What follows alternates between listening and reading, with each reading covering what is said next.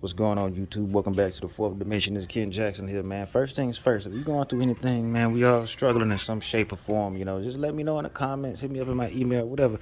Need somebody to talk to, hit me up. Don't be struggling alone. Don't be suffering in silence. Hit me up. We can talk, man. So today's topic is installing a new crankshaft pulley or harmonic balancer. The garage is very dirty. It's going to get cleaned out very soon, but ignore that. So first things first, make sure you get the part. You have a brand new harmonic balancer with a 2014 Nissan Maxima, and we have a new seal to go on it as well. Luckily, this comes with instructions, and this part, I got this directly from Nissan since I couldn't find it online at Advanced Auto Parts or anything. I didn't feel like ordering it. Here's your part number. And there goes the other part number for the crankshaft. And we also have the belt, the serpentine belt.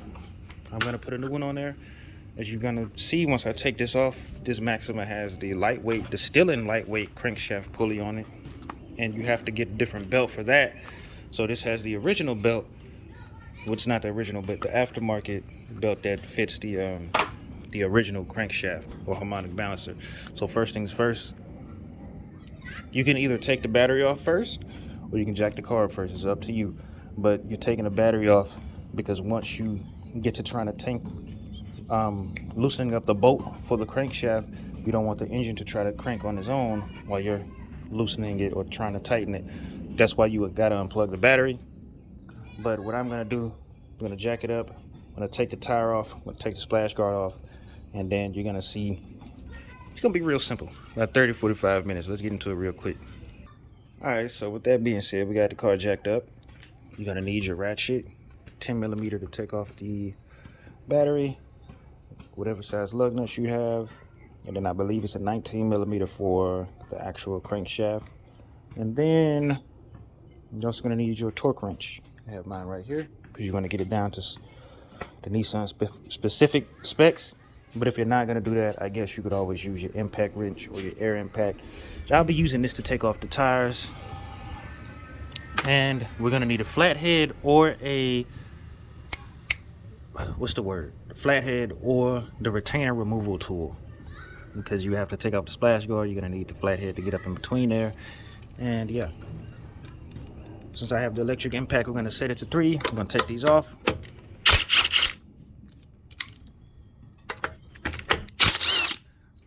Once we're done with that, I'm gonna get you guys in on what's directly behind. And this is a brushless impact. Can I just mention, this is a brand new impact and it is brushless. I know it's Ryobi and a lot of people don't like it, and a lot of people do like it. It's a mixed bag. Matter of fact, I should do a review on this, but that thing took that stuff off with no what's the word? No struggle. You see how it came straight off? Anyway, let's get behind there. All right, so here's also where your bigger ratchet is gonna come into play. Take the splash guard off. Your bigger ratchet, your 1/2 inch, I believe, is gonna go on your tensioner bolt. You're gonna pull that down. Take the serpentine belt off. Matter of fact, before you do that, hit that right there. Make sure you have the right size socket to take off that crankshaft bolt. And then take off that serpentine belt. Now, as you can see, this is why we're changing it, because she has been leaking. I changed the oil filter housing gasket. We changed the oil pan gasket. It stopped leaking as bad, but it's still leaking.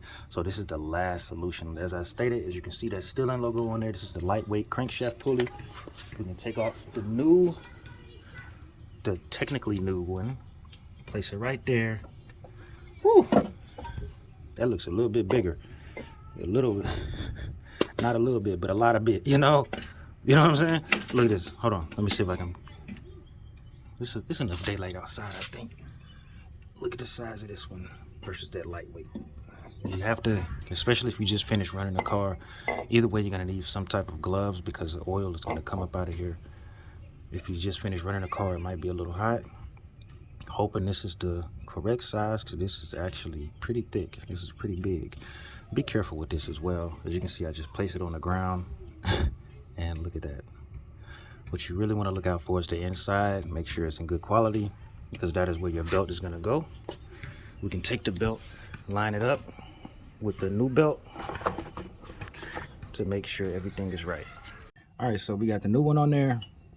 Here's the lineup of how the Stillen one, as you can see, my finger is right here. See how much bigger that one is? In the Stillen, there is a seal right in there. As soon as you take it off, there's a seal that you might want to replace since you're putting on a new one. It's like a, where's the ring at? I already showed you guys the part number. Here's the old seal. The new seal is already in there. You want to press it in there, make sure it's nice and snug. Make sure your crankshaft is nice and snug. And then you want to go ahead, put your serpentine belt back on.